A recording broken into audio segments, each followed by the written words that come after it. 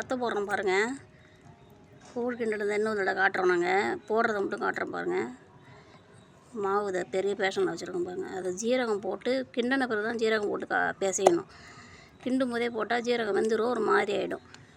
அதில் பெருங்காயம் போட்டிருக்கேன், உப்பு, வேறு ஒன்றும் போடலிங்க. இதுவே போட்டு செஞ்சாலே அவ்வளோ சூப்பராக டேஸ்ட்டாக இருக்கும் பாருங்கள். அரிசி மாவு மட்டும்தான், வேறு ஒன்றும் பாருங்க.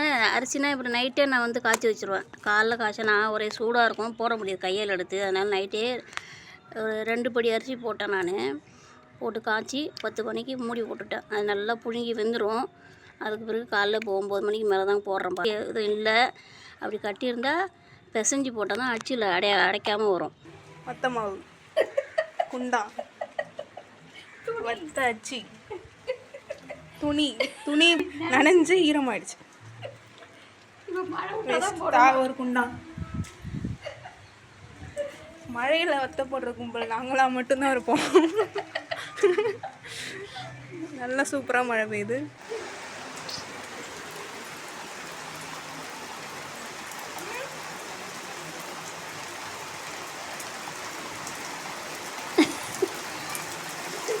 வா வா வா.